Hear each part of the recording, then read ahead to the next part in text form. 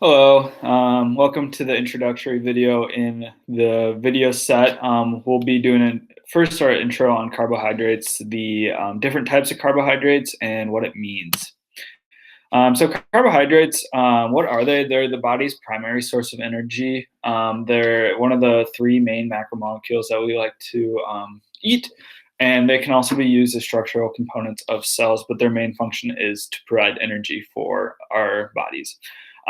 So the structure of them, there's actually the monomers or monosaccharides are one sugar molecule linked into chains to form disaccharides or polysaccharides. So the different linkages or the different length of the linkages is kind of the structure. So right here you can see one monosaccharide, and then here we got two monosaccharides linked, and then a monosaccharide is just a sugar molecule, and then here we have many or the polysaccharides.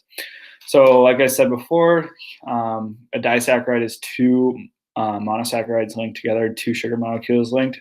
Here we got a glucose and a fructose, and this is our sucrose. In lactose, we have a galactose and a glucose, and then maltose, we got two glucose molecules linked together. And these will show up in our different foods. And again, each individual monomer has its own different function in the cell. So different types of carbohydrates, the different structures of carbohydrates determine their function. So for example, we got starch or our polysaccharides are many sugar molecules linked together. We have amylose, and this is a long linear chain of monosaccharides or glucose linked together, and these are slow burning, so they won't be burned as fast as compared to amylopectin. Which has a lot of branching. Each branch there can be broken down there, so it breaks down a little bit faster. And these are more simpler carbohydrates. We have, breads, chips, and cookies are examples of simpler carbohydrates that get broken down a lot faster. Whereas amylose, the long linear chains, are more complex carbohydrates and break down slower.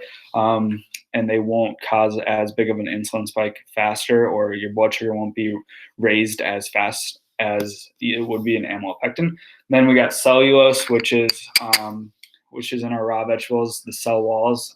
This doesn't get broken down by humans, and we'll talk more about cellulose and what it does and why it's important in a different video. But as far as our disaccharides go, we got sucrose, which is known as our table sugar, and this is what raises our blood sugar a lot faster because of the fructose. Again, we'll talk about that later. And then we got lactose, which is a glucose and a galactose, and that's in our dairy products. And then maltose is in our grains. So yeah, this is important because, as a diabetic, you have to be conscious of what kind of carbs you eat and how many of them you eat. So, if you're eating more amylopectin, your blood sugar will get a lot higher and a lot higher faster, which will cause more insulin to be released. But that's it for the first video. Thank you. Bye.